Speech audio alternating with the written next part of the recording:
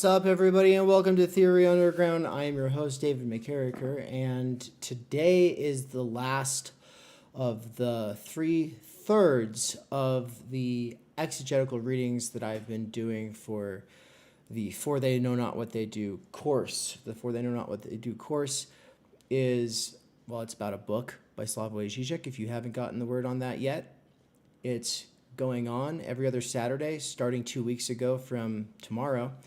Tomorrow will be the second course in the series. We're all very excited for it. A lot of people have been messaging me and talking about how much they're getting from the reading. And last time I read it, it killed me. I was very tired. And it's because I am recovering from a medical emergency that has taken away my most of my energy, but mostly my stamina when it comes to that energy. So what energy I do get goes quick. And so today I will not be reading from the text. I will be using an automated voice reader app. And hear me out. Even if you're like, well, I can't follow along with those things, they're so distracting. They mispronounce words. Instead of saying Habermas, it's going to say Habermas or something like that. Okay, fair enough. You know, sometimes it'll misread something. And I think that is a genuine concern. It makes a lot of sense that a person would feel that way. I felt that way in the past. And some things do not lend themselves well to being listened to by a robot reader. And not all robot readers are equal. Some are better at reading than others, and some have better voices than others. It's a developing technology. It's only going to get better as AI develops. The question is, when will your muscle for this kind of this medium develop? What's up, Andrew Parsons? I see you there in the chat. How you doing? So what I want to say is a couple of just basic notes about how I think about this. Everyone's probably heard me say it already at this point, that for a text like this, the main thing is just to get to it. To skim it is better than nothing. And skimming is, by definition, not something that you're doing very intensively, very rigorously. It's something that you could even potentially be multitasking while doing. So yeah, could you get more out of a 3-hour session going over this text today than just listening to a robot reader do it while multitasking, while driving, while doing dishes? Yes, of course you could. But that would require the time and energy, as well as the discipline and the motivation, which is probably the biggest factor of all of those. And without it, there's no fusing together the kind of habits that you would need to be able to do this. And so this is a sort of life hack way of bootstrapping yourself into a situation where it's better than nothing.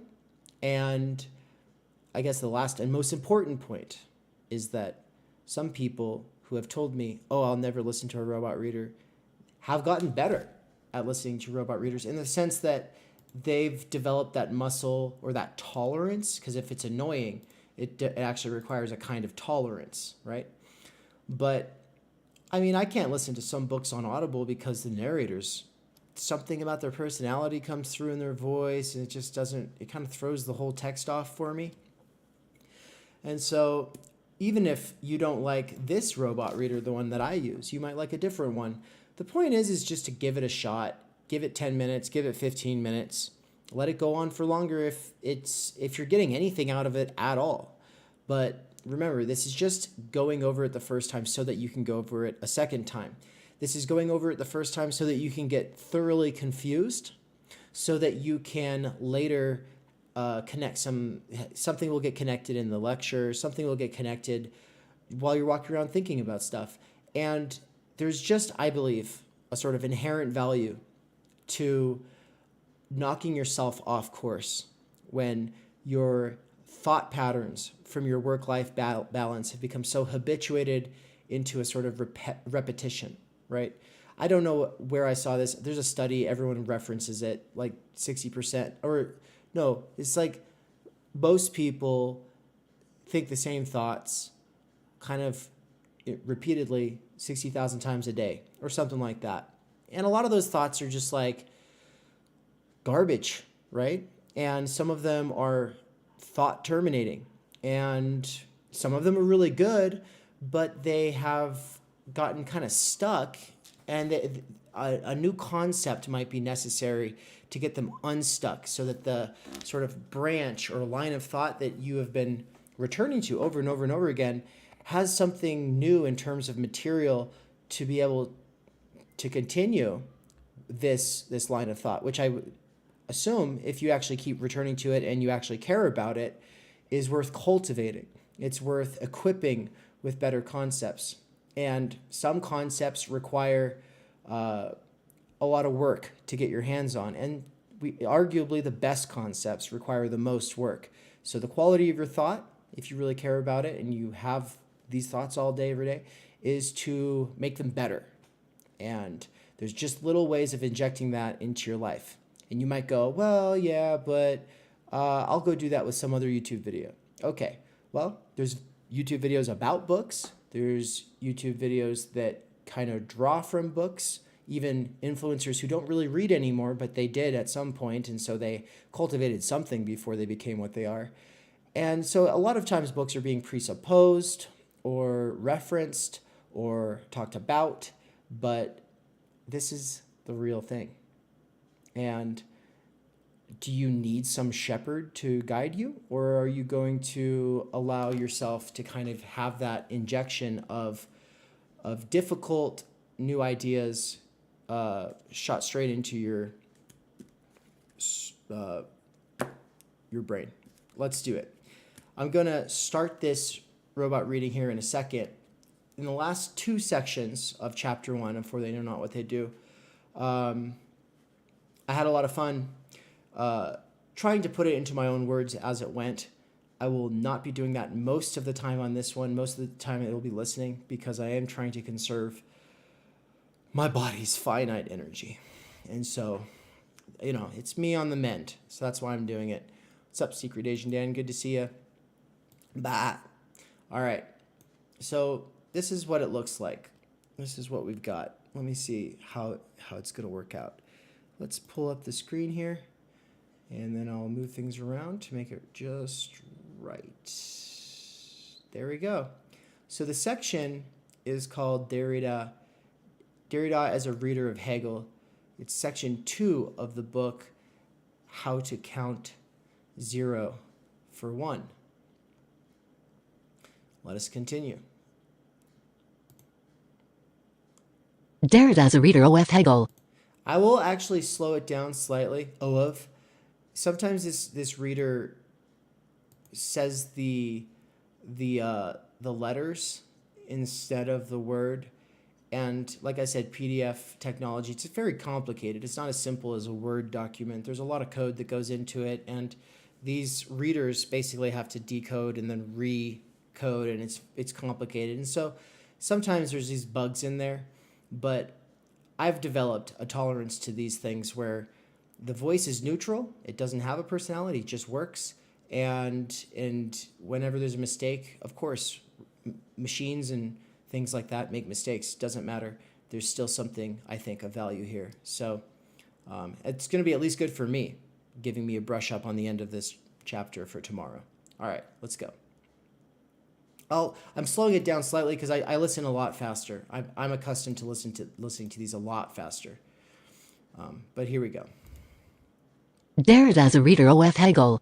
In defense of Derrida against the traditional philosophical criticism represented, for example, by Habermas in his philosophical discourse of modernity, it should be pointed out that Derridean deconstruction has nothing in common with the assertion of an all-embracing textuality or writing in which the frontiers separating literature from science, metaphor from literal sense, myth from logos, rhetoric from truth, and so on, are abolished, that is to say, in which science is reduced to a species of literature, literal sense to a special case of metaphor, logos, rational thinking, to the mythology of the Western man, truth to a special rhetorical effect, and so forth.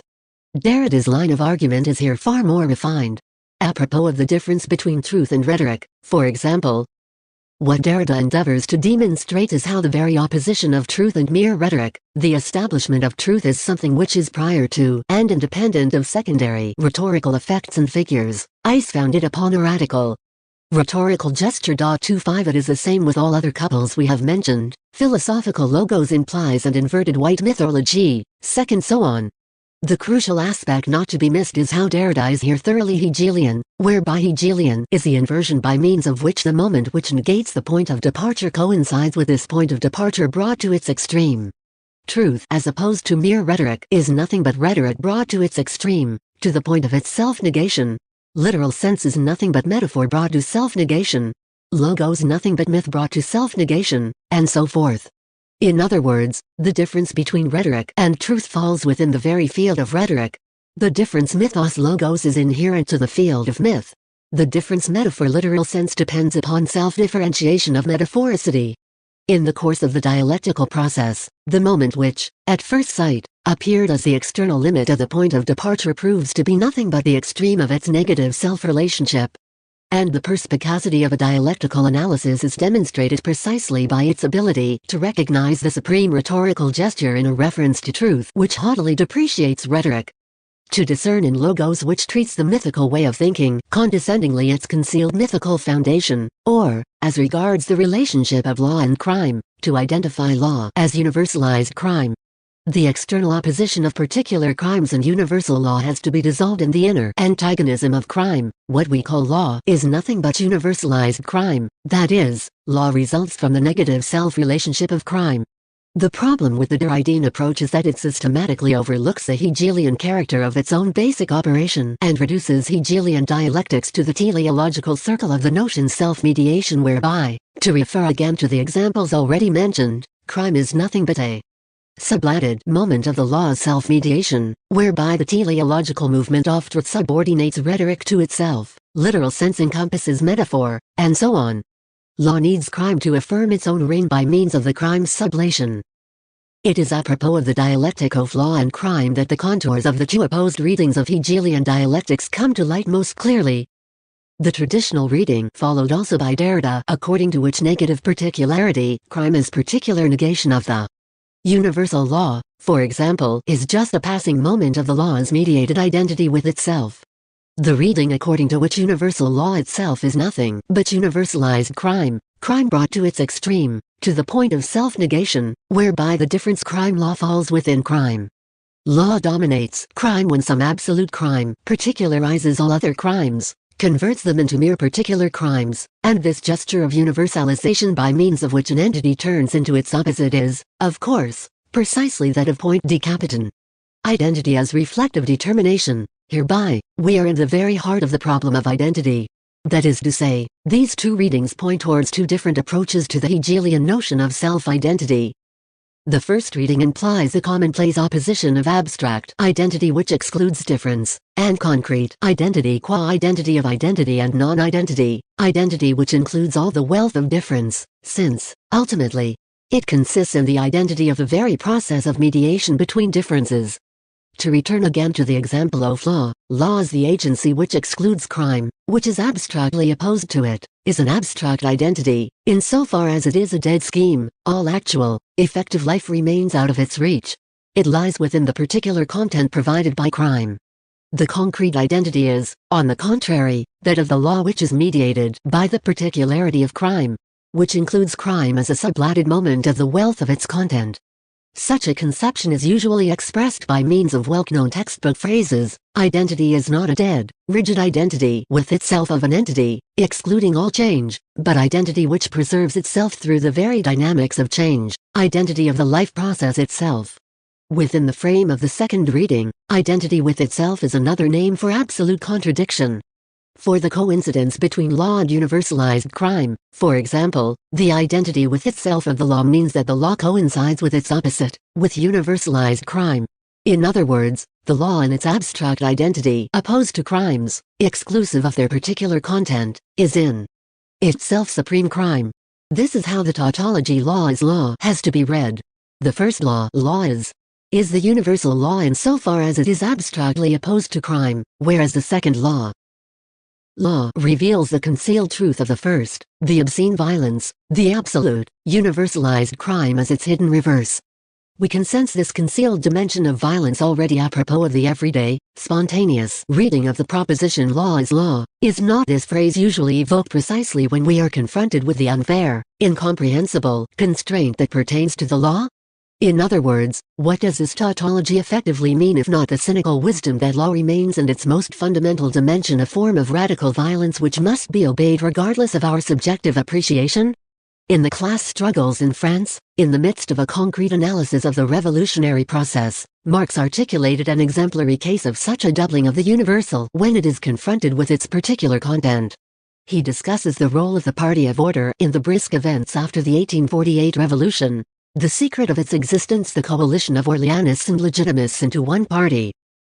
The nameless realm of the Republic was the only one in which both factions could maintain with equal power the common class interest without giving up their mutual rivalry.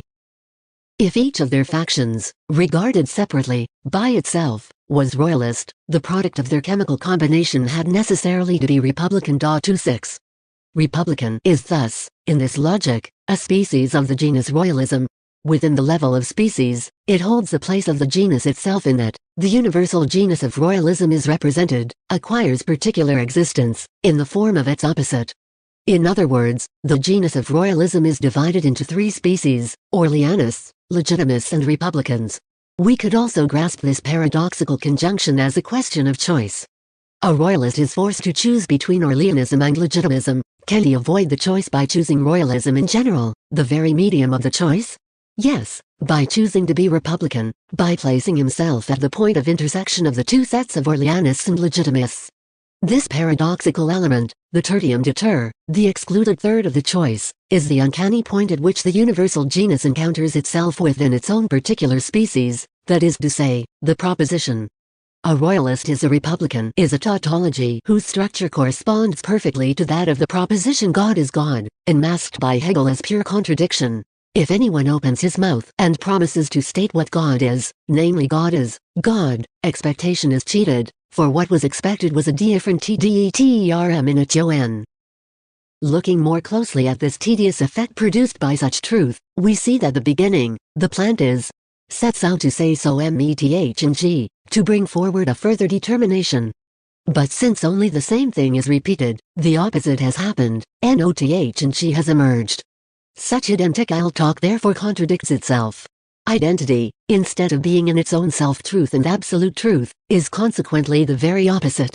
Instead of being the unmoved simple, it is the passage beyond itself into the dissolution of itself. 27. As Hegel himself points out in the next paragraph, the key to this paradox consists in the tension between form and content, in the fact that we are concerned with the form of the proposition. It is this form which produces the expectation of the specific determination of the initial neutral, abstract universality to be brought about by the second part of the proposition. Contrary to the usual conception, it is the form of the proposition which conveys difference, whereas the content remains stuck with an inert identity. The form demands that the second part of the equation should procure a species of the genus, a determination of the abstract universality, a mark inscribed into the place, an element of the set.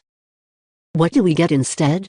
Identity, this tedious point at which a set encounters itself among its elements, at which a genus encounters itself in the shape of its own species. More precisely, instead of encountering itself, the initial moment comes across its own absence, the set comes across itself as empty set.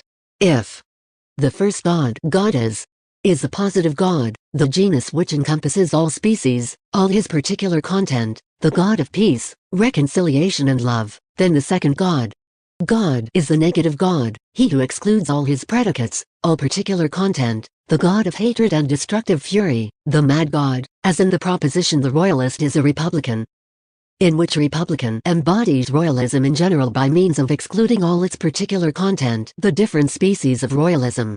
This is what Hegel means by the notorious identity of opposites. Far from implying the nonsensical identification of mutually exclusive predicates, this rose is simultaneously red and blue. This identity designates the above-mentioned self-reference of the universal. The universal is the opposite to itself insofar as it relates to itself in the particular, insofar as it arrives at its being for itself in the form of its opposite. This effect of contradiction can take place only within the framework of a dialogical economy.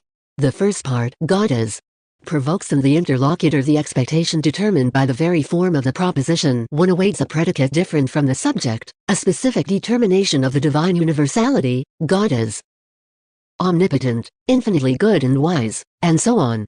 The expectation thus provoked is then disappointed by the second part, God, in which the same term recurs.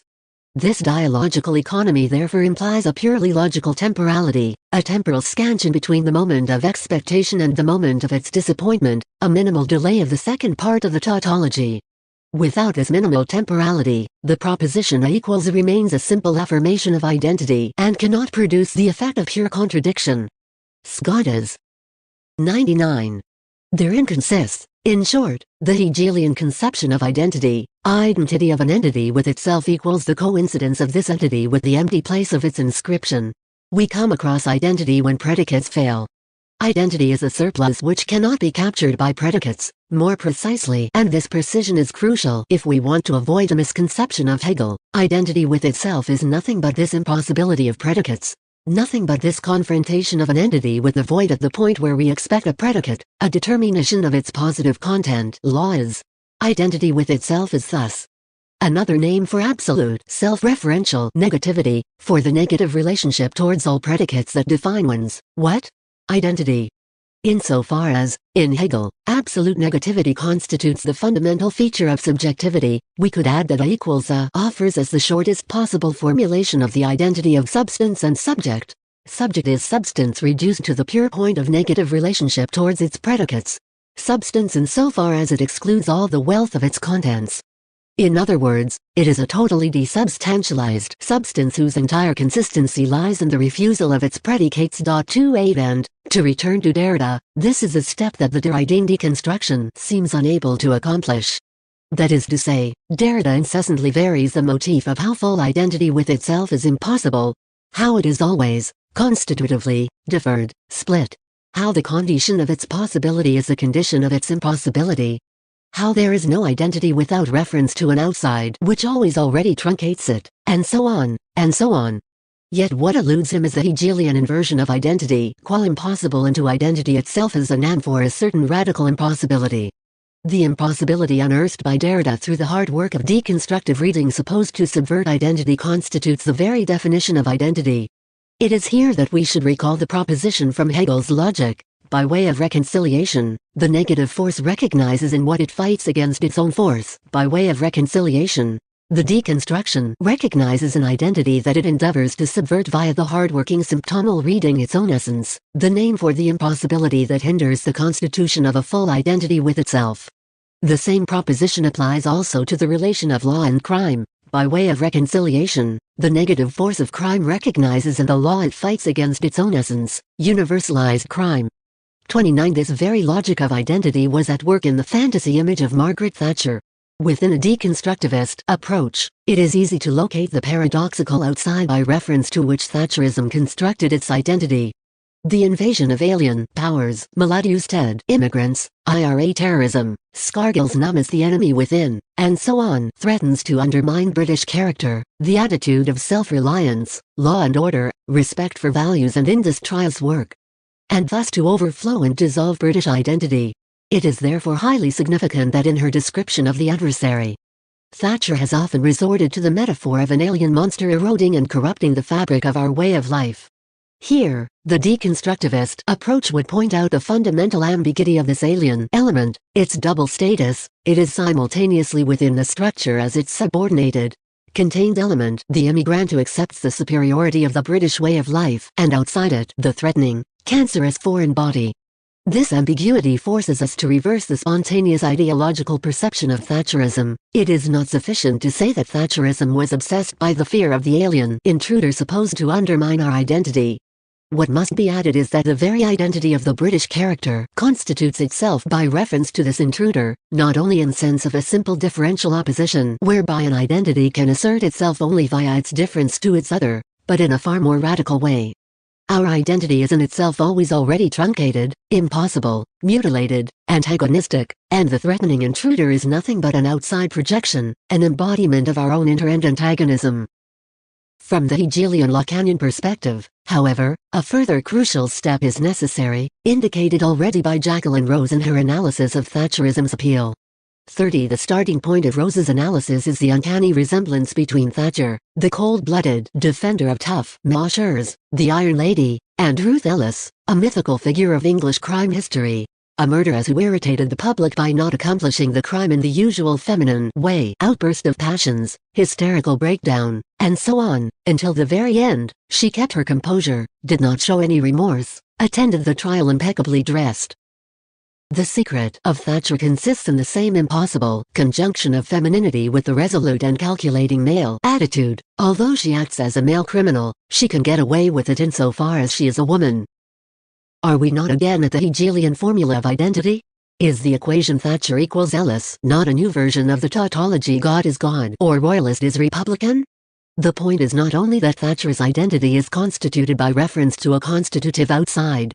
This identity itself consists in an impossible coincidence of caring, law and order woman with the toughest possible criminal attitude. When the critics of Thatcher drew attention to her darker side, cold-blooded spirit of revenge, and so on, they unwittingly consolidated her identity. A chasmic exchange of properties. Umberto Eco's Foucault's pendulum contains an ironic digression that enables us to grasp clearly this crucial difference between transgression of an identity and the conception of identity itself as the result of a certain transgression. With regard to some great literary classic, a transgression of its identity would consist in treating it sacrilegiously. One would be expected to imitate it ironically, to introduce arbitrary changes of details into it, to demonstrate how it does not constitute a closed, harmonious whole but is full of flaws and elements which fill out these flaws. In short, our aim would be to deconstruct the classic's identity with itself. What Eco accomplishes in the ironic digression apropos of Shakespeare's Hamlet, however, is of quite another nature. He does not deconstruct the identity of Hamlet. On the contrary, he reconstructs it, but in such a way that its identity appears as the result of a series of contingent, incoherent operations. To use Hegelian terminology, instead of subverting the positive consistency of Hamlet by setting free the deconstructive power of the negative, he lets us see the very positivity of Hamlet as something that results from the self-referential activity of the power of the negative. This digression consists in an imagined conversation between Shakespeare and his publisher. I've looked at your work. Not bad. It has tension, imagination. Is this the first piece you've written? No. I wrote another tragedy. It's the story of two lovers in Verona who... Let's talk about this piece first, Mr. S. I was wondering why you set it in France. May I suggest, Denmark? It wouldn't require much work. If you just changed 2 or 3 names, and turned the Chateau of Chalon-sur-Marne into, say, the Castle of Elsinore. In a Nordic, Protestant atmosphere, in the shadow of Kierkegaard, so to speak, all these existential overtones. Perhaps you're right. I think I am. The work might need a little touching up stylistically. Nothing drastic. The barber snips before he holds up the mirror for you, so to speak.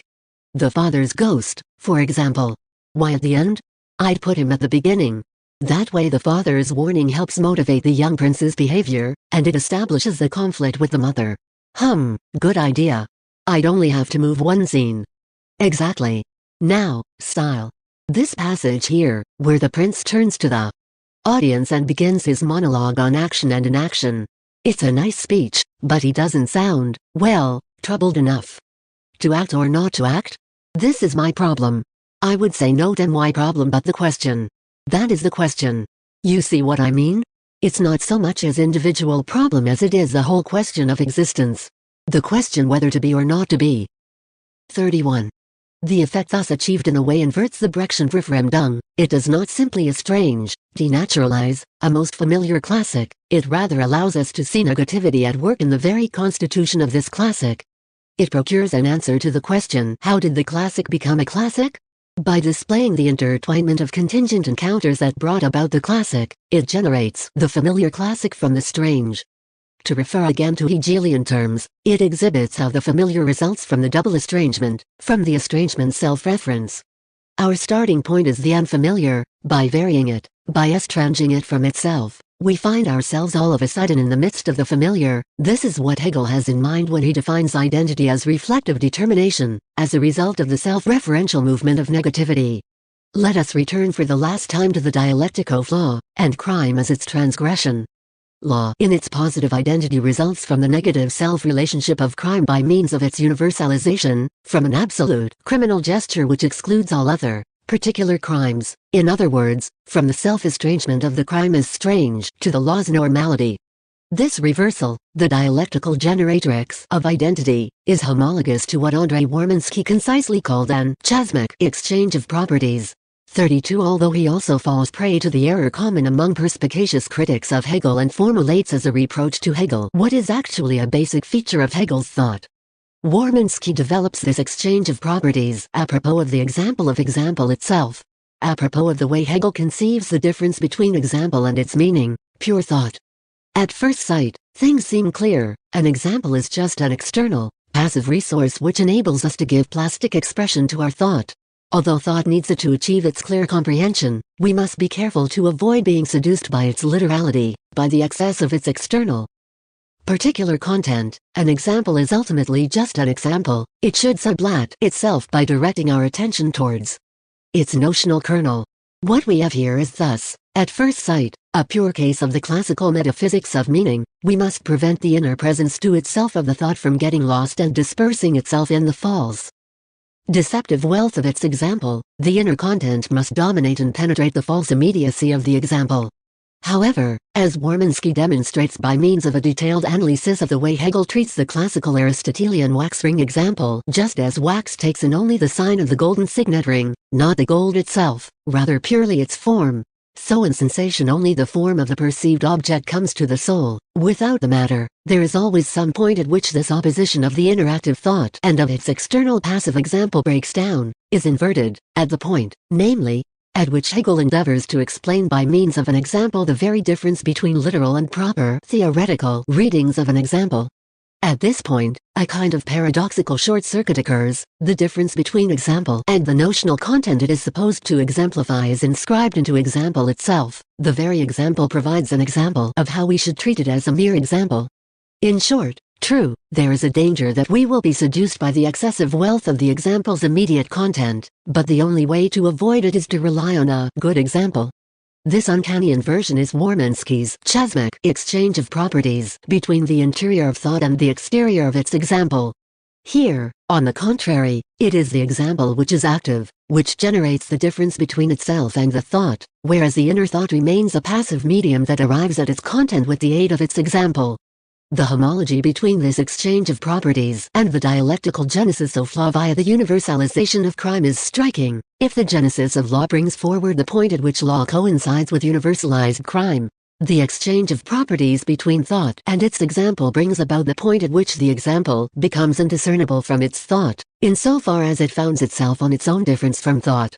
In both cases, the difference between the higher and the lower moment, between law and crime, between thought and example, is contained within the lower moment itself, is generated through its self-differentiation, through its negative self-relationship. Therein consists ultimately Hegel's conception of Jesus Christ. All human individuals are, of course, exemplifications of the divine idea. This idea, however, reaches its being for itself, fully actualizes itself, only by means of its embodiment in Christ, who is thus a most sublime example, the reflective example of the example, the exemplification of the very principle of example of the Christian truth that God himself becomes man, that this single quote exemplification of God in man is part of the very notion of God. The crucial point not to be overlooked here is that the example of the example coincides with truth itself. In contrast to the Platonic deprecation of the imitation of imitation, Christ is a point at which human example and divine idea become indistinguishable, a point of chasmic exchange of properties at which the exterior of Jesus Christ, this miserable, wretched individual, is active in relation to the interior of the divine idea. We could even say that this chasmic exchange of properties defines the very status of subject in Hegel's philosophy. Substance becomes subject by means of such an exchange of their respective properties, the subject which is at first caught in its substantial presuppositions, embedded in them, which is their passive attribute, retroactively posits them, subordinates them to its form, makes them its own passive object. The logic of the signifier, confronted with the multitude of particular crimes, the universal law reveals itself as the absolute, universalized crime. confronted with a multitude of earthly horrors, God himself, the beatitude of peace and love, reveals himself as the absolute horror. This triad, this ternary structure in which the universal, confronted with its particular content, redoubles into positive and negative, encompassing and exclusive, pacifying and destructive, in other words, in which the initial position, confronted, mediated with a multitude of its particular negations, is retroactively transcoded into pure, self-relating negativity, furnishes the elementary matrix of the dialectical process. Such a self-referring logical space where the universal genus encounters itself in the form of its opposite within its own species, where, for example, the God of love encounters himself in the form of absolute horror and destructive rage, that is to say, where a set comes across itself within its own elements, is based on the possibility of reducing the structure of the set to a limit case, that of a set with one sole element. The element has to differ only from the O and the one. 43. Empty set, from the set which is nothing but the lack of the element itself, or from its place as such, or from the mark of its place, which amounts to saying that it is split. The element has to come out for the set to exist, it has to exclude itself, to accept itself, to occur as deficient or in surplus. 33. Within this logical space, the specific difference no longer functions as the difference between the elements against the background of the neutral universal set. It coincides with the difference between the universal set itself and its particular element. The set is positioned at the same level as its elements. It operates as one of its own elements, as the paradoxical element which is the absence itself, the element lack. That is, as one knows from the fundamentals of set theory, each set comprises as one of its elements the empty set. This paradox is founded in the differential character of the signifier's set. As soon as one is dealing with a differential set, one has to comprise in the network of differences the difference between an element and its own absence. In other words, one has to consider as a part of the signifier its own absence. One has to posit the existence of a signifier which positivizes, represents, gives body to the very lack of the signifier, that is to say, coincides with the place of inscription of the signifier. This difference is in a way self-reflective, the paradoxical, impossible yet necessary point at which the signifier differs not only from another positive signifier but from itself as signifier. Abstract and nugatory as they may seem, these ruminations place us at the very heart of the Hegelian dialectics in which the universal genus has only one particular species, in which the specific difference coincides with the difference between the genus itself and its species. In the beginning, one has the abstract universal. One arrives at the particular not by way of complementing it with its particular counterpart, but by way of apprehending how the universal is already in itself particular. It is not all what escapes it insofar as it is abstract, that is to say, insofar as one obtains it through the process of abstracting common features from a set of particular entities is the particular itself. For this reason, the discord between the universal and the particular is constitutive. Their encounter is always missed. The impetus of the dialectical process is precisely this contradiction between the universal and its particular. The particular is always deficient and or in excess with regard to its universal, in excess, since it eludes a universal. Since the universal, insofar as it is abstract, cannot encompass it. Deficient, since, and this is the reverse of the same predicament, there is never enough of the particular to fill out the universal frame. This discord between the universal and the particular would be resolved were it to attain the repose of the fortunate encounter, when the disjunction, the division of the universal genus into particular species, is exhaustive, when it is without remainder. Yet the disjunction division of a signifier's set is never exhaustive. There always remains an empty place occupied by the surplus element which is the set itself in the form of its opposite, that is, as empty set. This is how the signifying classification differs from the usual, commonsensical one. Next to normal species, one always comes across a supplementary species which holds the place of the genus itself.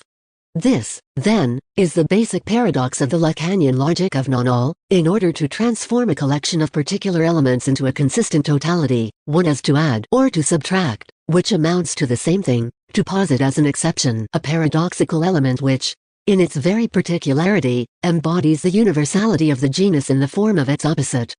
To recall the Mershon example of royalism, the universal genus of royalism is totalized when one adds to it republicanism as the immediate embodiment of royalism in general. As such, the universality of the royalist function presupposes the existence of at least one which acts as exception.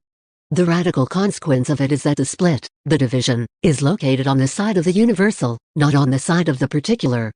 That is to say, contrary to the usual notion according to which the diversity of particular content introduces division, specific difference, into the neutral frame of the universal. It is the universal itself which is constituted by way of subtracting from a set some particular designed to embody the universal as such. The universal arises, in Hegelese, it is posited as such, in its being for itself, in the act of radical split between the wealth of particular diversity and the element which, in the midst of it, gives body to the universal. Therein consists the logic of sexual difference. The set of women is a particular, non-totalized, non-universal set. Its multitude acquires the dimension of universality that, precisely, of humankind, as soon as one excludes from it an element which thereby embodies humankind as such, man. The opposition of man and woman is thus not symmetrical. The genus of man has one species, woman. The universality of humankind is not, logically, prior to the sexual difference. It is posited as such through the inscription of that difference. It is a commonplace of feminist theory to quote the ambiguity of the term. On the one, man, human being as such, male or female, male as a proof of the male chauvinist bias of our everyday language. What, however, one usually overlooks apropos of this ambiguity is the dialectical tension between its two aspects. True, man qua male gives body to the universality of man qua human being, yet it does it in the form of its opposite, as in Racine's Athalie, where God qua source of unspeakable horror gives body to God qua love and beatitude. In other words, precisely in so far as it immediately embodies humankind, man qua male is radically, constitutively, more inhuman than woman. 34. Non-Hegelian idealism as well as materialist nominalism misrecognize the status of such a paradoxical difference, which is constitutive of the universal itself and therefore cannot be reduced to an ordinary specific difference against the neutral background of a universal genus. Although one usually conceives the category of overdetermination as anti-Hegelian, Althusser et al., it actually designates precisely this inherently Hegelian paradox of a totality which always comprises a particular element embodying its universal structuring principle, as is the case with production in Marx. In all forms of society there is one specific kind of production which predominates over the rest, whose relations thus assign rank and influence to the others. It is a general illumination which bathes all the other colors and modifies their particularity. It is a particular ether which determines the specific gravity of every being which has materialized within it.35. That is overdetermination, a determination of the whole by one of its elements which, according to the order of classification, should be just a subordinated part, a part of the structure envelops its whole. When, in the totality of production, distribution, exchange and consumption, Marx accords this place to production, he resorts to the Hegelian category of antithetical determination. Production predominates not only over itself, in the antithetical determination of production, but over the other moments as well. 36. This antithetical determination designates the form in which the universal comes across itself within its particularities. Production encounters itself within its species. Or, production is a species which encompasses its own genus. The totality of production, distribution, exchange and consumption, as in theology, where God qua love predominates over himself in the antithetical determination. That is qua unspeakable horror and rage. The Hegelian motto "the true is the whole" is therefore deeply misleading if one interprets it in the sense of traditional holism, according to which the particular content is nothing but a passing, subordinated moment of the integral totality. The Hegelian holism is, on the contrary, of a self-referential kind. The whole is always already part of itself comprised within its own elements. Dialectical progress thus had nothing whatsoever to do with the gradual ramification of some initially non-differentiated totality into a network of concrete determinations. Its mechanism is rather that of a whole adding itself again and again to its own parts. As in the well-known witticism often quoted by Lacan, "I have three brothers, Paul, Ernest and myself." Myself is here exactly the antithetical determination of the I. The subjectivized structure. It is by way of this surplus element which embodies the universal in its negative form, by way of this point at which the universal comes across itself in its antithetical determination, that the signifier's structure subjectivizes itself. Subject exists only within this failed encounter between the universal and the particular. It is ultimately nothing but a name for their constitutive discord. The particular is always deficient, there is not enough of it to fill out the extension of the universal, yet simultaneously, it comes in surplus since it adds itself to the series of particular elements as the one which embodies genus itself. As soon as we abolish this short circuit between the universal and the particular, this spacing of the Mobius band where the universal and the particular are located on the same surface, in other words, as soon as we arrive at a classification where the universal is divided into species without the paradoxical remainder of its antithetical determination, we have an objective structure, a structure which does not stage the representation of the subject. Did we not thereby reach the Lacanian formula of the signifier? Is this antithetical determination, this paradoxical particular which, within the series of particulars, holds the place of, stands for, the universal itself, not the signifier which represents the subject for the other signifiers? As, for example, in the Mershon example of the logic of royalism, whereby republicanism represents royalism in general for the other species of royalism? The answer is definitely negative. What such a simplistic reading fails to take into account is the dialectic of lack and excess. The surplus particular embodies the universal in THEFORMOF its OPPOSITE. It comes in excess precisely insofar as it fills out the loss EK of the particular with regard to the universal. The surplus is thus THEFORMOF a PPER and CEOF The one, the Lacanian plus one, is the form of appearance of zero, and it is only at this point that the formula of the signifier can legitimately be introduced. The excess, the surplus one which fills out the lack, is a signifier which represents the subject, the void, zero, the empty set of the structure. To clarify this crucial point, let us recall the following passage from the third book of Hegel's SC, that is NCEOFLOGIC. True, I have n ocean s, that is to say, determinate n ocean s. But the I is a pure n-o-t-o-n loaf wh, as n-o-t-o-n, has come into existence. 7. The I, for Hegel, synonymous with the subject, is thus located at the crossing point of being and having. The universal notion which only HIS predicates is still a substantial universal lacking the self-referentiality that pertains to the subject. On the one hand, subject is pure negative universality, an identity with itself which repels, makes abstraction of, all its determinate content. I am not any of my determinations but the universality which simultaneously encompasses and negates them. Yet on the other hand, I is this abstract power of negativity WHICHHISCOME into EX is TNCE and THEVERYDOMNOF its DETERMINATIONS, which has acquired determinate being. As such, it is the very opposite of universal self-identity, a vanishing point, the other of itself eluding every determination, in other words, a point of. Okay, I'm gonna actually read from like the top of this page because this, well, that was annoying. I didn't understand what it was saying. So, yeah, I'm gonna read from the top of the, let's see, top of the paragraph from the previous page. Did we not thereby reach the Lacanian formula of the signifier? Is this antithetical determination, this paradoxical particular which, within the series of particulars, holds the place of, stands for the universal itself, not the signifier which represents the subject for the other signifiers?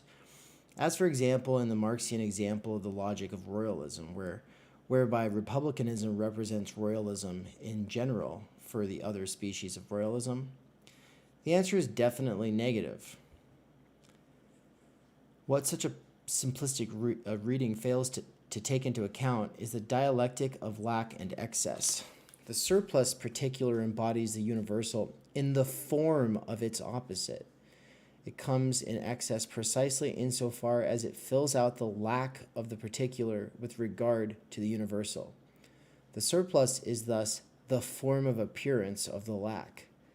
The one, the Lacanian plus one, is the form of appearance of zero. And it is only at this point that the formula of the signifier can legitimately be introduced. The excess, the surplus one, which fills out the lack, is the signifier which represents the subject, the void, zero, the empty set of the structure.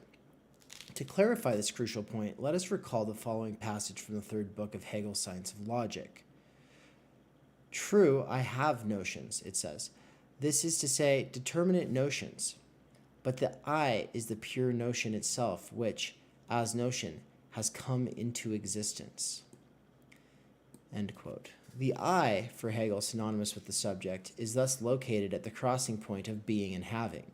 The universal notion, which only has predicates, is still a substantial universal, lacking the self-referentiality that pertains to the subject. On the one hand, subject is pure negative universality, an identity with itself which repels, makes abstraction of, all its determinate content. I am not any of my determinations, but the universality which simultaneously encompasses and negates them. Yet on the other hand, I is this abstract power of negativity which has come into existence in the very domain of its determinations, which has acquired determinate being. As such, it is the very opposite of universal self-identity, a vanishing point, the other of itself, eluding every determination. In other words, a point of pure singularity.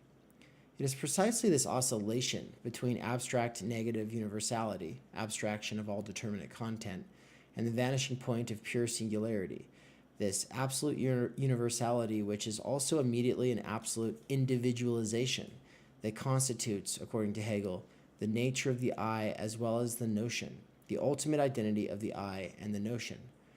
Far from occupying the opposite pole of universality, the Hegelian individuality designates the point at which the vanishing, self-sublating content coincides with the abstract form of universal receptacle, which is indifferent to all determinate content.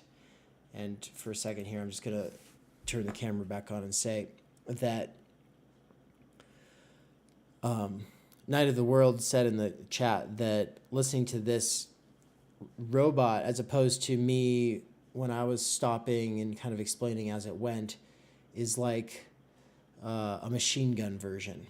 And it really is it's like a water hose.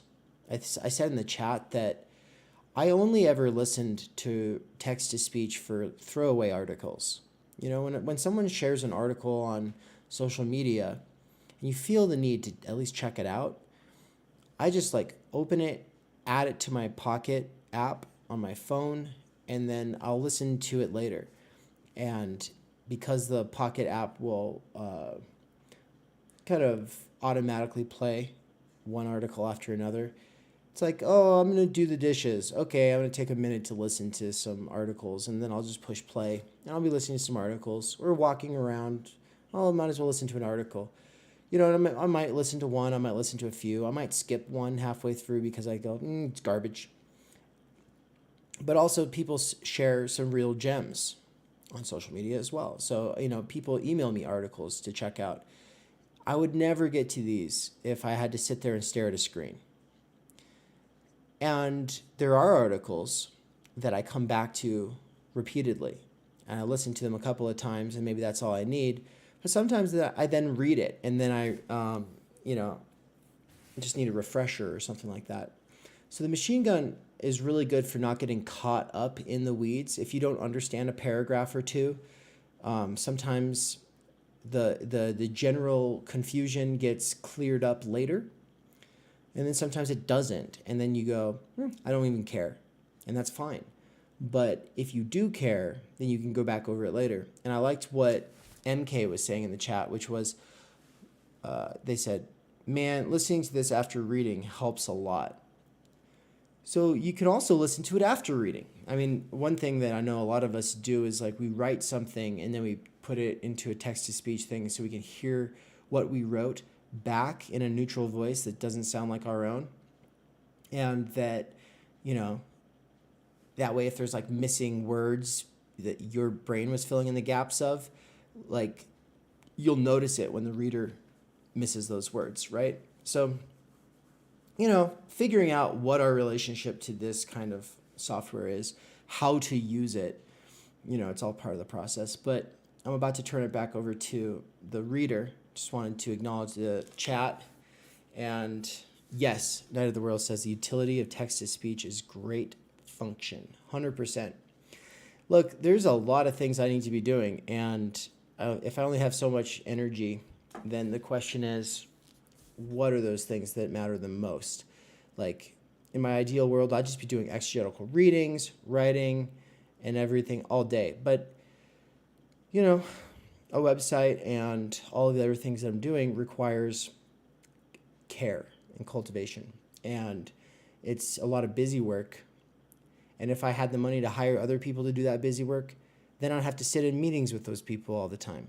And then because the meetings would require back and forth and people would be waiting on me to get back to them and blah, blah, it would take so much longer to do some things. And so at this stage of Theory Underground, it's okay. I'm still in the learning process of so many aspects of this whole thing. So anyway, text-to-speech, it is wonderful. It is also butchering this text in parts where it sits there and spells out every letter of a word. There's something wrong with this PDF that made it so that it was doing that just now, which is why I came back and read a page. But now we will continue. So thank you for being here, everybody. I'm glad that at least a few of you are getting something out of this. And Nance, you're right. It does sound like Jellicle Cat instead of Hegelian. The three terms, the positive universal, royalism as genus, the particular, its different species, Orleanism, legitimism, and the exception which embodies the universal in the form of its opposite, republicanism as the only way to be royalist in general, are thus to be supplemented by a fourth, the void itself filled out by the exception. This void comes into sight in the Hegelian subversion of the principle of identity, the identity with itself as expressed in tautology. God is God, for example, is in itself the purest, absolute contradiction. The lack of any particular determination, where one expects a specific determination, a predicate, God is. One obtains nothing, the absence of determination. Far from exhibiting a kind of self-sufficient plenitude, tautology thus opens up a void in the substance which is then filled out by the exception. This void is the subject, and the exception represents it for all other elements of the substance. God is therefore the most succinct way of saying substance is subject. The repetition of the same adds to the divine predicates wisdom, goodness, omnipotence. A certain nothing, an empty place, a lack of determination which subjectivizes it. This is why only the Judaic-Christian God, the one of the tautology I am what I am, can be said to be subject. The starting point of the dialectical process is not the plenitude of a self-sufficient substance, identical with itself, but the absolute contradiction. The pure difference is always already the impossible predicate of identity with itself, or, to put it in Lacanian terms, the identity of a signifier's marks always already represents the subjects. This absolute contradiction is resolved by way of excluding from the substantial set an element charged with representing the void, the lack of determination that pertains to a tautology. By way of excluding from a series of signifiers marks at least one which thereby remarks the void of their very space of inscription. The subject is this void, this lack in the series of the predicates of the universal substance. It is the nothing implied in the substance's tautological self-relationship, the mediating fourth term which vanishes in the final result, in the accomplished triad. The metaphor of the subject 39. These paradoxes of the logic of the signifier enable us to locate properly Lacan's thesis on the metaphor of the subject, his assertion that the very status of the subject is linked to a metaphoric substitution. In a first approach, there are two complementary readings of this thesis. The first would be simply to conceive the subject as the last, ever elusive signified of the signifying chain. There is no proper signifier to the subject, every signifier can serve only as its metaphor. In it, the subject is always misrepresented, simultaneously disclosed and concealed, given and withdrawn, indicated, hinted at between the lines. The opposite reading would insist that a signifying chain is subjectivized precisely by way of its metaphoricity. What we call subject is not the unfathomable X, the ultimate reference point of its meaning, but rather a name for the very gap that prevents human language from becoming a neutral tool for designation of some objective state of things, a name for the different ways the described state of things is always already presented from some partial, biased position of enunciation. In other words, our speech is objectivized precisely insofar as it never says directly what it wants to say. Instead of vagina, one can say blossom of femininity, where the second expression, repulsively exuberant as it may be, is no less objective than the first. 39. The interesting point about these two readings is that, although opposed, they both possess a kind of primary, common sense, self-evidence. We somehow feel that no words can adequately represent our innermost subjectivity, that its proper content can only be alluded to. Yet simultaneously we feel that a speech which functions as pure, transparent medium of designation is in a way subjectless. That one can detect the presence of a subject through the elements of style, metaphoric devices, and so on, in short, through all the elements which, from the viewpoint of transmitting information, present a superfluous noise. How do we account for this opposition? The key to it is contained precisely in the paradoxical logic of the exception, of the reflective term in the form of which the universal genus comes across itself within its species. To recall again the Martian logic of royalism, republicanism, in which royalism encounters itself in the form of its opposite, is a metaphoric substitution for royalism, republicanism, royalism.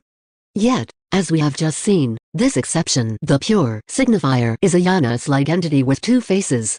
On the one hand, it entertains a metonymic relationship towards the universal genus. In it, a part functions as a metonymic substitute for the whole, as in the Martian example of production, where production as a term in the tetrade production, distribution, exchange, consumption simultaneously stands for the whole. On the other hand, it entertains a metaphoric relationship towards the void, the lack in the substantial universal. The exception fills out the void in the midst of the substance. This duality is precisely what Lacan means when he speaks of the signifier as the metonymy of the object and the metaphor of the subject. The exception entertains a metonymic relationship towards the substantial object and a metaphoric relationship towards the substanceless void which is a subject. The metaphor, in its most radical dimension, is this latter substitution of one for zero, this act by means of which the one, the signifier's feature, stands for the zero, the void which is the subject, in short, the act by means of which zero is counted as one. This would be the most elementary Lacanian definition of the subject, a nothing which is not pure nothingness but already counted as one, remarked by the exception, the plus one in the series of marks. In other words, a nothing which appears in is represented by the form of its opposite, of one. The original metaphor is not a substitution of something for something else, but a substitution of something for nothing, the act by means of which there is something instead of nothing, which is why metonymy is a species of metaphor. The metonymic sliding from one partial object to another is set in motion by the metaphoric substitution constitutive of the subject. The one for another presupposes a one for nothing. From here we can return to the two ways to read the formula of the metaphor of the subject. It is clear, now, that in the first reading, the subject as the last, ever elusive point of reference, the subject is still conceived as substance, as a transcendent substantial entity. Whereas the second reading, the subject as the gap preventing our speech from becoming a neutral medium of designation, indicates the proper dimension of the subject. In other words, these two readings express, on the level of commonsensical intuition, the very duality of substance and subject. The Hegelian one, Hegel articulates this paradoxical relationship between 0 and 1, where 1 counts as the very inscription of 0 in one of the crucial knots of his logic. The passage of determinate being into being for self and being for one as its specification. He starts by bringing to mind the German expression for inquiring about the quality of a thing, WSFIARE and DING ISTDIS. What for a thing is this? Meaning what kind of a thing is this? Relying on the double meaning of the German ian, the indeterminate article a and the number one, he reads it as the one of unity, as a one which is opposed to the others, other ones. What for anything is this? And asks the obvious question, which is this one FORWHH something the thing is? He first points out that this one cannot coincide with something, the correlate of something is something else. Here we are on the level of finitude, of finite reality. Of its network of reciprocal determinations where something is always linked to something else, limited, defined, mediated by other somethings. The being of something is therefore always a being for other. One attains the one only when this other, something other for which something is reflected into the something itself as its own ideal unity, that is to say, when something is no more for something else but its elof. In this way, we pass from being for other into being for self. The one denotes the ideal unity of a thing beyond the multitude of its real properties. The thing as element of reality is sublated in the one. The passage of something into one thus coincides with the passage of reality into ideality, the one for which the thing a real is. What for anything is this? Is this thing itself in its ideality? This passage clearly implies the intervention of the symbolic order. It can take place only when the one, the ideal unity of a thing beyond its real properties, is again embodied, materialized, externalized in its signifier. The thing as element of reality is murdered, abolished, and at the same preserved in its ideal content. In short, sublated, in its symbol which posits it as one, reduces it to a unitary feature designated by its signifying mark. In other words, the passage of being for other into being for self entails a radical decentering of the thing with regard to itself. This self, of for self, the most intimate kernel of its identity, is posited, acquires actual existence, only insofar as it is again externalized in an arbitrary signifying mark. Being for self equals the being of a thing for its symbol, the other for which the thing is, in which it persists as sublated. If, consequently, the one is something reflected into self, posited as its own ideal, its own other, it is for this reason what must be borne in mind is that, as to the internet cut out for a second there, hey, I'm in Mexico, come on. If the correlate of something is nothing against Mexico, I mean, the internet's better here than it was in Idaho, so. If the correlate of something is something else, which then is the correlate of one? What must be borne in mind is that, as to the inherent order of the categories of Hegel's logic, we are here still at the level of quality. The one we are dealing with is not yet the one of quantity, the first one to which can be added the second, the third, and so on. It is for this reason that the correlate of one is not the other but the void. It cannot be the something other since the one is already the unity of itself with its other, the reflection into self of the other, its own other. The one is precisely the inherent other for which the thing is, in which it persists as sublated. If, consequently, the one is something reflected into self, posited as its own ideal unity, then the void is precisely the reflection into self of the otherness, that is to say, a pure otherness which is no longer something other. There is, however, an ambiguity which still persists here. The relationship between the one and the void is usually conceived as an external coexistence like, for example, atoms and the empty space around them. Although this conception may seem to be confirmed by Hegel himself, for whom the category of being for self assumes historical existence in Democritus' philosophy of atoms, it is nonetheless misleading. The void is not external to one, it dwells in its very heart. The one itself is void. The void is its only content. A reference to the logic of the signifier may help here. The one is what Lacan calls pure signifier, the signifier without signified. The signifier which does not designate any positive properties of the object since it refers only to its pure notional unity brought about performatively by the signifier itself. The exemplary case of it is, of course, proper names, and the void. Is it not precisely the signified of this pure signifier? This void, the signified of the one, is the subject of the signifier. The one represents the void, the subject, for the other signifiers. Which others? Only on the basis of this one of quality can one arrive at the one of quantity. At the one as the first in a series of counting. No wonder, then, that the same paradoxical expression the one occurs in Hegel as well as in Lacan. We have to have the one of quality, the unitary feature, in order to count them and say, here is one, here is the second one, here the third. With this passage of one of quality into one of quantity, the void changes into zero. On another level, the same goes for the infamous first couple of Hegel's logic, being and nothing. As to the content, there is no difference between them. What, then, maintains the gap separating them? Why do they not coincide immediately? Being is the first, the emptiest, the most immediate determination of form. Form best implies the truth, the content of which is nothing, pure lack of any determinate content.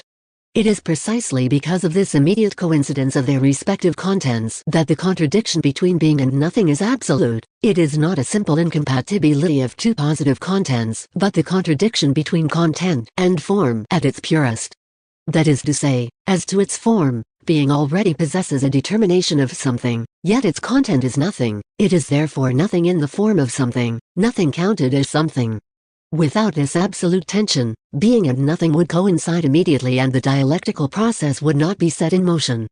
Precisely insofar as this contradiction is absolute, real, impossible, it is repressed, pushed away into a timeless past. Like the primordial antagonism of drives with Schelling, Hegel repeats again and again that being does not pass over but has passed over 40 into nothing. Which is why the first category that can be used in the present is determinate being or something, the unity of being and nothing that came to be. In other words, it is only with something that we actually start to think. Being and nothing are the absence of determination conceived from within the field of notional determination, and as such condemned to the shadowy realm of eternal, timeless past. For one, the role played by the unique German expression was Vereiniging. In the passage of being for other into being for self cannot but evoke cynical remarks on how, according to Hegel, the Absolute speaks German. Furthermore, this is not the only instance. A whole series of notional passages in Hegel's logic rely on word plays or ambiguities proper to German. The three meanings of Augebung: annihilate, maintain, elevate. The way the category of Grund, Raison ground, is deduced from reading the German verb zugrundgehen, decompose, disintegrate, as zugrundgehen, reaching one's ground, and so on. Yet Hegel in no way conceives these features as a kind of writ of privilege of German, as Heidegger does for Greek and German. For him, they remain felicitous encounters where, totally by chance, the meaning of some word, more precisely, the split of its meaning, comes to exhibit a speculative dimension. The usual, everyday meanings of words move on the level of understanding, and the exact, scientific definitions only harden the non-dialectical enclosure. The speculative meaning which, in principle, alludes words, notions, as well as propositions. Since it comes through only in the completed movement of syllogism, this meaning can sometimes, due to a contingent fortunate encounter, emerge at the level of words alone. We can see how far Hegel is from the standard picture of the panlogicism attributed to him. Speculative truth, expression of the absolute itself, has to rely on such frivolous resources as wordplays and contingent ambiguities. Here, Hegel undermines Plato's opposition from quartile of the natural and arbitrary characters of language, the opposition which later, in modern thought, evolved into the two fundamentally divergent notions of language, the rationalist 1. Reduction of language to a system of arbitrary, available signs, the meaning of which is conventional and which, consequently, carry no intrinsic truth, versus the romantic 1. According to which language cannot be reduced to an external tool or medium since, deep in itself, it carries an original sense forgotten by the progress of history. Hegel's position with regard to this alternative is paradoxical. Language does contain an intrinsic truth, yet it is not to be sought in obscure origins, in an original inveteracy dissipated by progressive instrumentalization. This truth rather results from contingent encounters which occur afterwards. In principle, language lies, it renders invisible the dialectical movement of notions, yet sometimes, by means of some felicitous accident, the speculative content can emerge. Contrary to the Platonic tradition, truth is not contained in the universal as such, its emergence is strictly a matter of particular conjunctures. Notes. 1. Sigmund Freud, Eduardo Weiss, Letters sur la pratique psychanalytique, Toulouse, Private 1975, p. 55. 2. Ibid. p. 57. 3. The immoral Slovene mentioned does not just embody the paradox. There we go. We did it, everybody. We got through the reading in the absolute worst case scenario going forward. If you have no time and no energy and you wanted to be warmed up a little bit if you wanted to be confused a little bit before the elucidation that Mikey's going to be bringing to the lecture this weekend, then there you go. It's good enough. Good enough is not great, but I'm tired and I'm gonna go take a nap. I'm gonna take a nap right now, siesta. I've gotten a lot done today. There's a couple of courses in the works right now, and one of them that I've been developing all day. You'll get to see stuff about it next week, actually. I do want to take a moment just to show you something. Let me see if I can pull it up. Okay. So, I guess I can kind of tell you, like it's like a sneak peek. But if we go to my channel, oh, look at that. We're live right now. What do you know?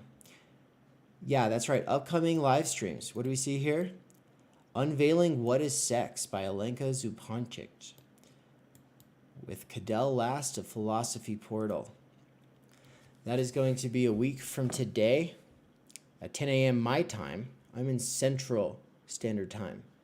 Center the U.S., that is. Which I think means that would be 8 a.m. on the Pacific Standard Time, West Coast, and that would be 11 a.m. on the East Coast. should be about 5 o'clock for Cadell, 5 p.m. from France. So we're going to be trying to set up all of the sessions for What is Sex around times that would work for people all over the place. I mean, in not everywhere, but in as many places we can be accessible in. A lot of the stuff that I do later at night makes it very difficult for a lot of our European friends to join. And when they do join, it's usually after the fact.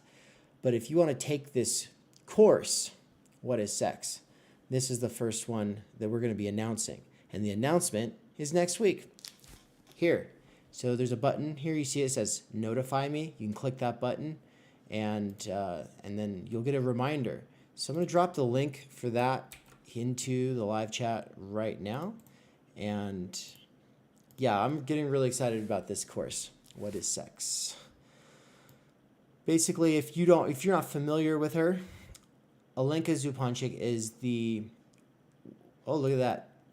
Radecki Fitness, that's Proletariat. He said, whoa, in the live chat.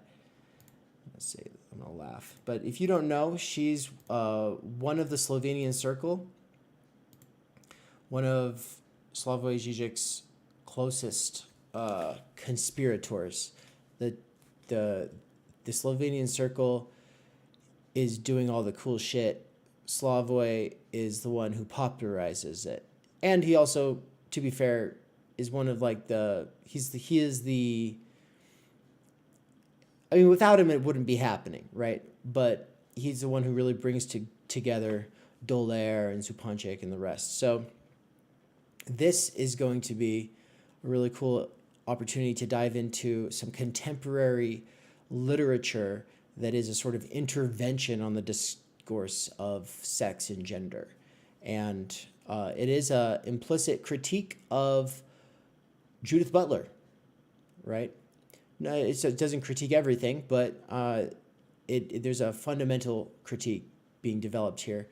And it's also a critique of standard conservative to normie, ideas about what sex is. And so I'm really excited about this. Looking forward to learning a lot. I've read parts of this book. I've never read it in its entirety. I will have read it in its entirety before this course launches, and then I'll reread it during the course. Cadell's read and reread it, and so it's going to be kind of similar to when I'm doing stuff with Mikey, and it's kind of like an interview lecture, except we'll be kind of co-teaching it using his slides. And he is coupling this with his teaching of Lacan's Écrit, which is going to be later in the year. I think that launches on July 15th. And this is just going to be a standalone course at Theory Underground. It's going to be absolute fire, just like Maximilian said. Yes. Oh, you said that the book is absolute fire. Yeah. That's kind of everybody's takeaway on this text, is that it is fire. So yeah, excited to have you all along for that, hopefully. I'm going to close out by making a plug for the $50 tier, for Theory Underground. Basically, what does that mean? It means that you would be in a very small, very, very, very, very, very small club of people who want to give me $50 a month. I want to run this ad because it's Bert giving a testimonial. Eventually, we'll have other people giving testimonials. It just takes time to sit down and actually interview people. We had to interview Bert first because I wanted to break the idea or the mold or the expectation that everything that we're doing revolves around young people, which it doesn't. I think that in almost every case, students are in a worse position for reading than people who are retired. People who are retired, who are tired of the mundaneness of society and of their thoughts, who are looking to cultivate and enrich and then engage in dialogue, matter. And there has been an intergenerational breakdown in discourse and exchange. And I think that, I just really wanted to put Bert forward as like the primary example of like we're for everybody as long as you're here for the right reasons. And Bert's been helping me even after I canceled my Patreon. He's been helping me for a long time, and so we really love Bert here. And another one of my $50 patrons is in the chat right now. It's Nance. Shout out to Nance. So, oh shit, Dangerous Maybe's in the chat. He said, I'm really looking forward to teaching this chapter tomorrow evening. I'm so excited for this. It's going to be awesome. But all right, I'm going to roll the commercial, and everybody, thank you for stopping by and for injecting a little something new into your day. Take care. I couldn't believe it when I saw that poster. Baudrillard in Boise, fucking Idaho? Are you kidding me? It was virtually an answer to an unspoken prayer, you know. It really was. And I just couldn't believe that somebody was interested in the things that I was interested in, that I had been interested in for years and had kind of given up on in futility. I'd labored in solitude for so long. I had no one to talk to about it, no one to bounce ideas off of. It just vastly accelerated my ability, I don't get too philosophical, to interrogate, to inquire, and to see connections between things.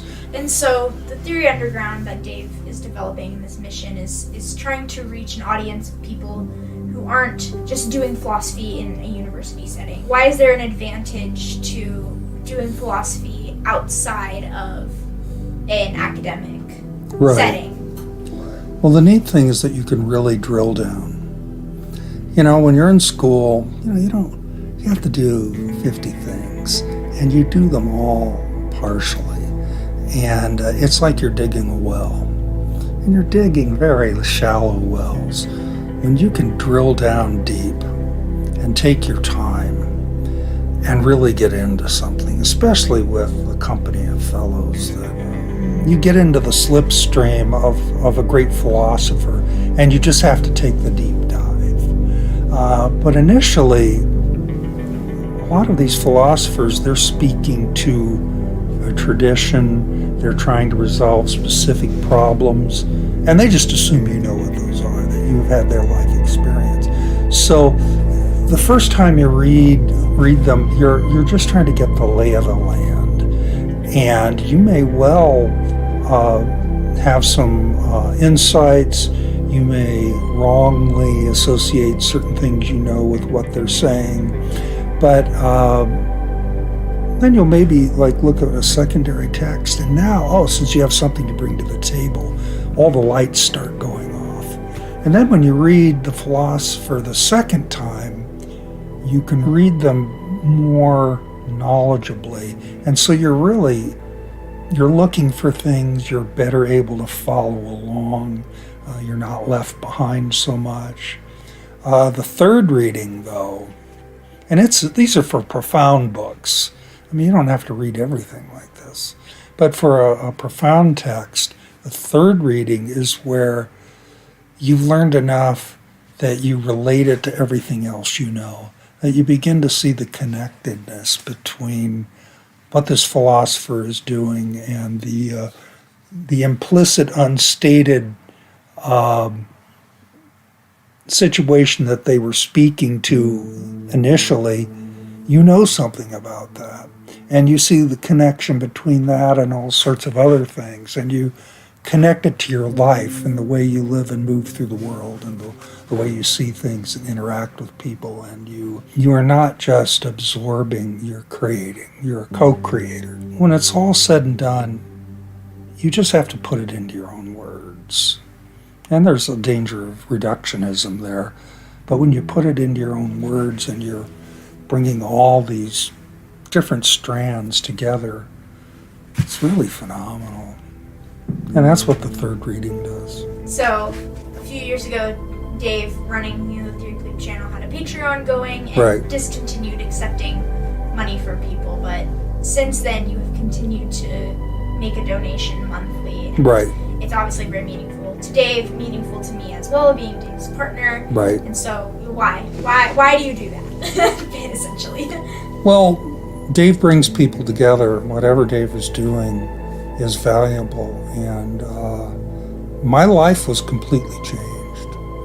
And I'm grateful. I can't afford to give Dave $50 a month, but I do because it brings me joy. Every time I get my Social Security, the first thing I do is send $50 to Dave. And my heart sings. And it's a sense of gratitude. I don't feel obligated to do it. I want to do it. And I want to do whatever I can to help Dave do for other people what he did for me. And I want that to continue. And it's truly, I take great joy in it. It's the best $50 I spend a month. Really is. If you can plant a seed where a handful of people meet each other and they can all have the experience that we've had face to face with each other, that would be awesome.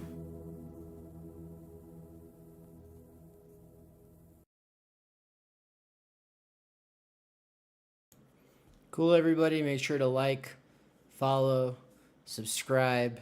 I'm almost at 6,000 on this channel. Not that it matters. I'd take 5 of you over 10,000 of anybody else's, because as I said in the chat, we underground theorists are made of special stuff. For real though. I mean, I know it's a joke and it's riffing off of a later section of For They Know Not What They Do, but also though, I really appreciate the fact that anybody in the world at all is able to get some value out of something like this, because it makes me feel less alone. Thank you.